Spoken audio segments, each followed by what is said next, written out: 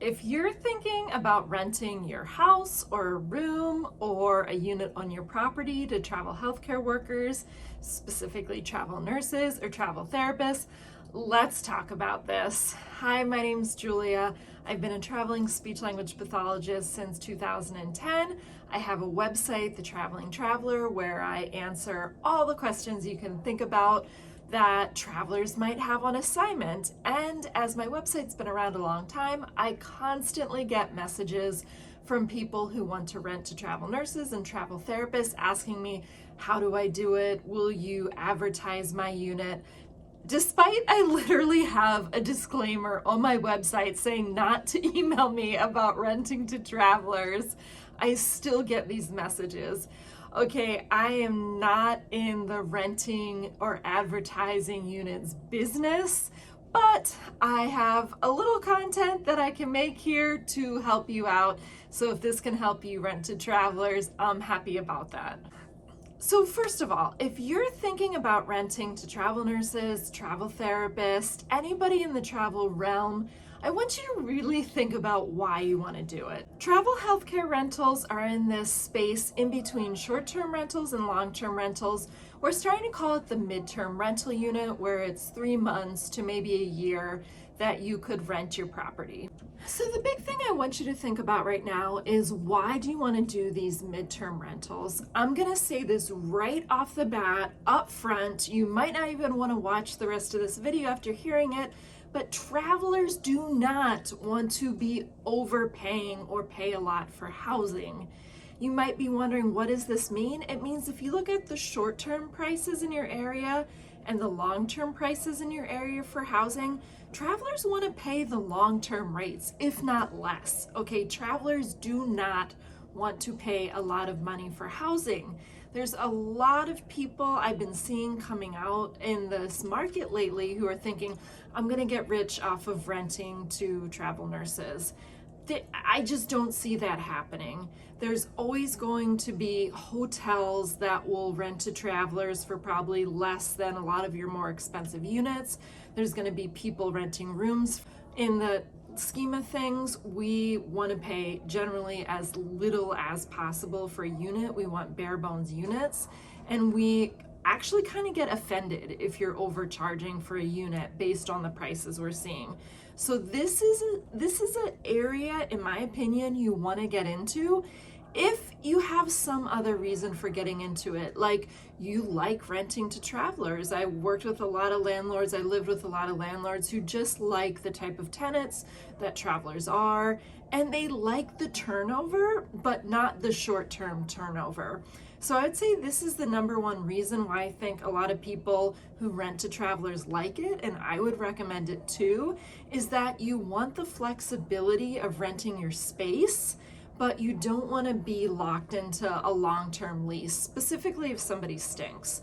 So you essentially want to have more of a long-term tenant, but you want some flexibility. Like if you're renting a room in your house, maybe you don't always want a roommate, and financially you can get away with just having one for maybe 3 months or 6 months out of the year. So you like to rent to travelers versus having a long-term tenant that would always be there. So those are some reasons why you might think about renting to travelers. You don't want to do vacation rentals. Long-term is a bit too much of a commitment for you, and you kind of want that in between. And money-wise, you're looking more on those, making those long-term rates versus making the short-term rates. Now, if you think why you're getting into this matches up with the realistics of renting to travel healthcare workers, then you might want to know, okay, where do I go next? List your unit on a website. Okay, the biggest website for travel healthcare workers to find housing is Furnish Finder. It costs about $100 a year, give or take, to put a unit on Furnish Finder. Absolutely put your unit on there. I would also consider putting it on Airbnb. You can block off your rental, that it could be month at a time, and you can list it on Airbnb. I think that's also going to get you some tenants possibly. There's some other smaller websites that you could look at. Healthcare Travels is one that's coming out with more units in it. So there's maybe some other websites developing, but absolutely get your unit on Furnish Finder and potentially Airbnb too. Now, what if you have your unit on those websites and you're not getting the traffic you want? So I think this is where people might end up coming to like my website and my YouTubes for help. Is maybe you're on Furnish Finder, you're on Airbnb and you're not getting hits. Why aren't you getting hits? I'll give you 3 main reasons why you might not be getting your place booked if you're on the main websites. First and foremost, there just may not be a need for travel housing in your area. Some areas have hospitals and rehabs that use a lot of travelers, some just don't. My hometown of Pennsylvania, I don't think I'd have any success renting to travelers there. It's just not an area that has a lot of travel healthcare workers. So in your area, there might not be a need for what you're offering.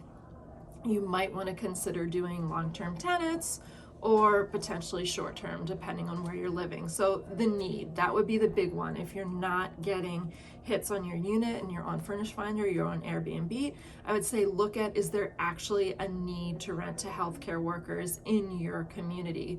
And if you're not sure, you can talk to people at your local hospitals, rehab, skilled nursing facilities, or just look at job boards, search for travel nurses plus jobs in your area and see if there's a lot of jobs coming up. If there are a lot of travelers in your area and your unit still isn't getting rented out, second thing I would say is your price is probably too high. Again, we're not looking for luxury, we're not looking for photogenic Instagram units, we're looking for a crash pad. I would say if you are in an area that has a lot of travelers and your unit is getting booked, the first thing I would look at is your price point and bringing it down. If you can't afford to bring it down, you might need to look at short-term rentals or just another option in general. Finally, if you're priced right, you know there's a lot of travelers in your area and you're not getting attention to your unit on the websites, I would suggest redesigning your ad. So I'll be honest with you guys, I'm on Furnish Finder a lot because of traveling, and I see literally like the worst pictures and descriptions of unit. Yes, I'm a photographer, yes, I'm a copywriter, so I might notice those things more than the regular person, but you have to realize you're selling your unit and you need good pictures to do that, good writing descriptions. You should absolutely be hiring a photographer, specifically a real estate photographer, to take pictures of your unit if you're in a competitive area and you want to get your place noticed above other places.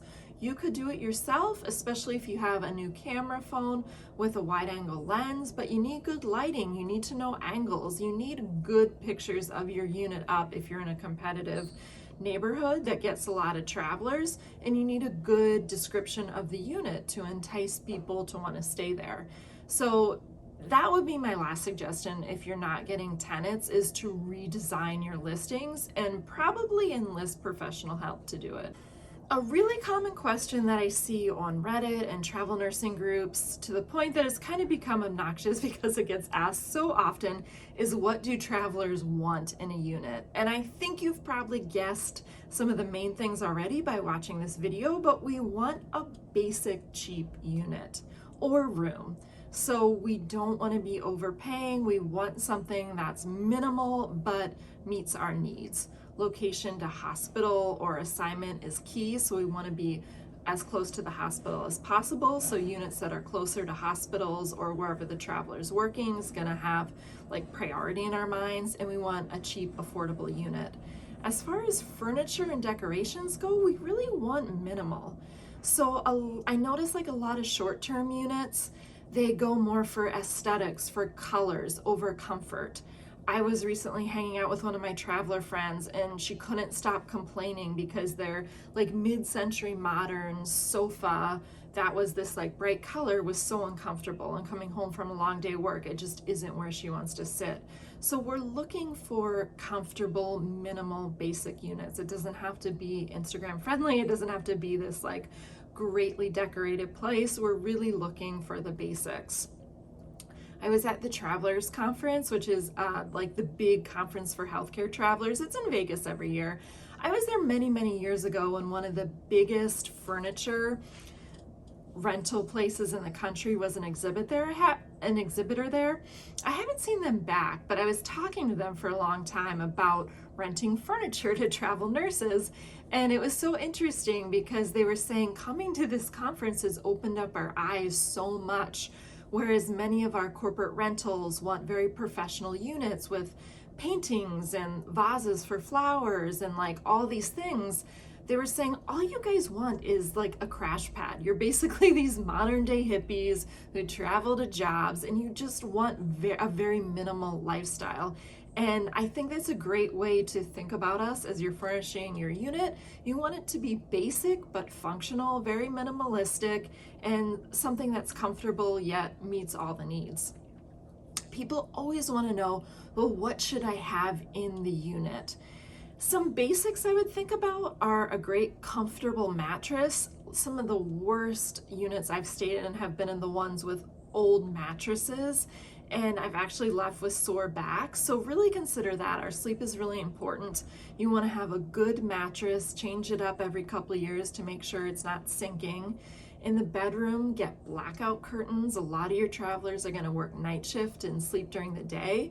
You might even want to get one of those cheap noise makers, sound makers off of Amazon. They're $20. I actually travel with one, but it's helpful to have one in the unit. It can help your travelers, especially your night travelers, sleep.